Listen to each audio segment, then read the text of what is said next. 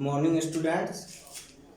Today I am express about number real number.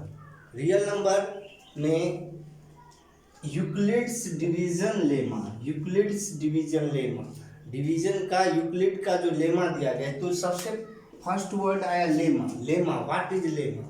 Lemma क्या होता है? तो lemma it is a proven statement. Proven statement. Lemma, lemma जो है एक प्रूवन स्टेटमेंट है जिसका यूज हम लोग किसी अनदर फैक्ट को प्रूव करने के लिए करते हैं. अब ये क्या कहता है आपको वो देखिए. a equal to B Q plus R. It means यहाँ पे a इक्वल टू क्या है? Dividend. a equal to dividend, b equal to divisor, q equal to quotient and r equal to remainder. यदि आप b से divide देते हैं a में तो क्वोशिएंट q आ रहा है, रिमाइंडर r. और रिमाइंडर क्या होगा? 0 is less than r less than equal, 0 is less than equal to r less than b. Means आपका जो रिमाइंडर होगा वो या तो 0 होगा या 0 से बड़ा होगा but less than b. b आपका क्या है? डिवाइजर है, डिवाइजर से छोटा होगा.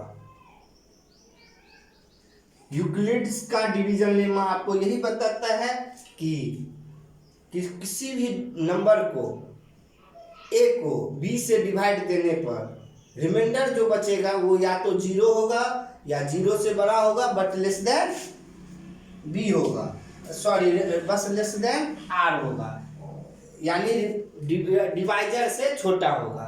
रिमाइंडर क्या होगा? हमेशा डिवाइजर से छोटा होगा. अब आइए एक वर्ड आता है एल्गोरिथम. एल्गोरिथम क्या आता होता है वो देखिए.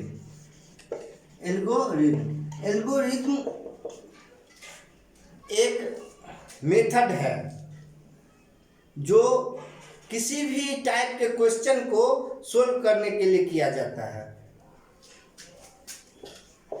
It is a method of solve a certain type of problems, a certain types of problem.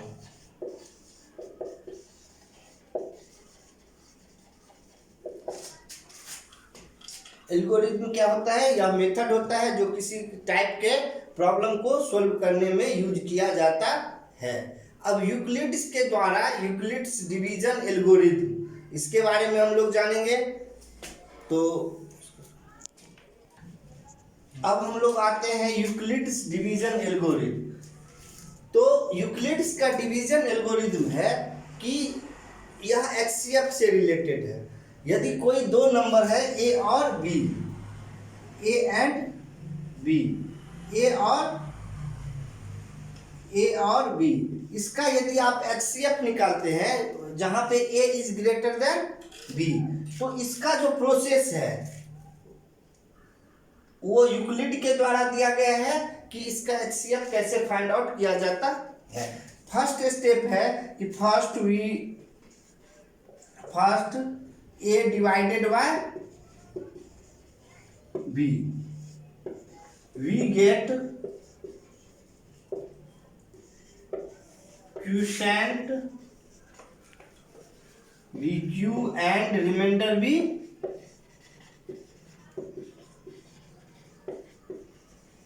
r.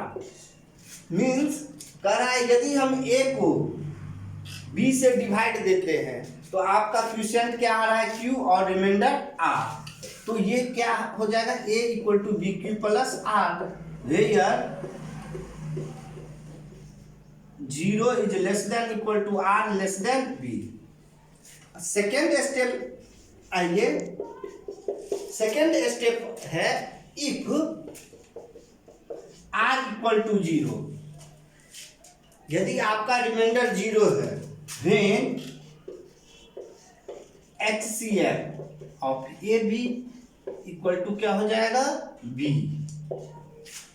जब आप a को b से डिवाइड देते हैं तो q क्वोशिएंट आ गया, रिमाइंडर r आ गया, तो ये आ गया a बराबर bq प्लस r, जहां पे रिमाइंडर क्या है? 0 is less than R less than B, zero से बड़ा है या जीरो है लेकिन डिवाइजर से छोटा है, तो एक आ गया कि रिमाइंडर यदि आपका जीरो हो सेकेंड स्टेप में, तो HCF क्या हो जाएगा, डायरेक्ट बी, यानी आपका जो यहाँ पे डिवाइजर है वो आपका HCF हो जाएगा।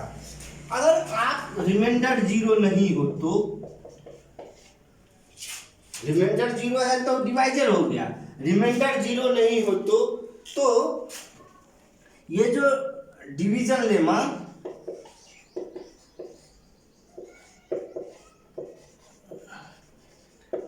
will be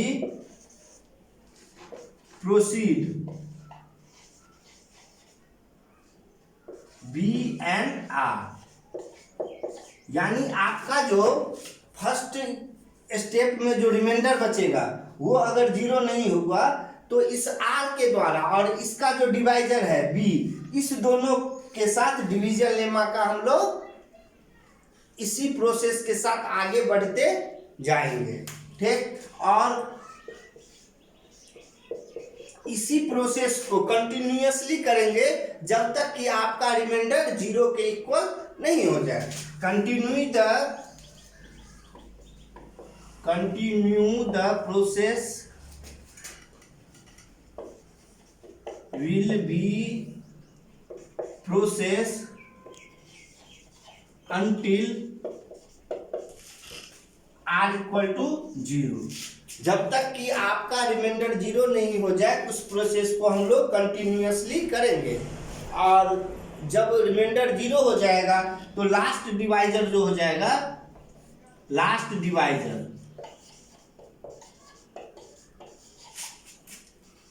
be the required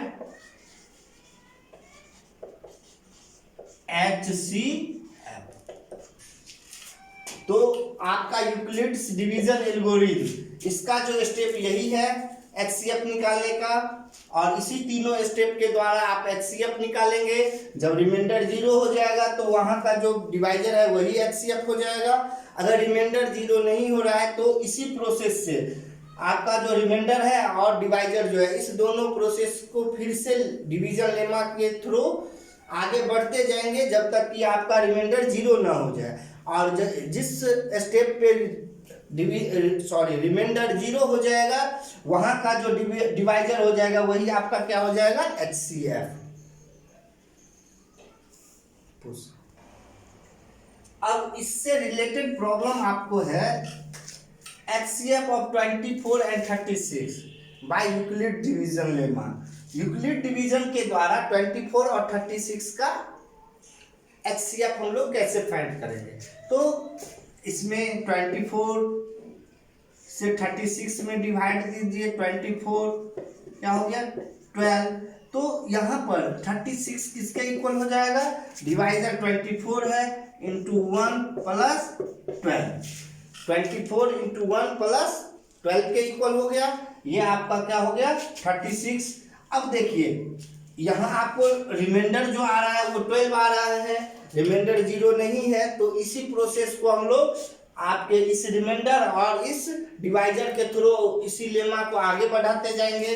तो 12 से अब 24 में 12 2 जा 24, यहाँ पर 24 इक्वल टू 12 इंटू 2 प्लस 0। जब 12 और 24 का करेंगे तो रिमाइंडर आपका 0 आ रहा है। तो इस प्रोसेस में आपका डिवाइजर है 12, इसीलिए HCF ऑफ 12 और HCF ऑफ 24 36 इक्वल टू हो जाएगा आपको 12।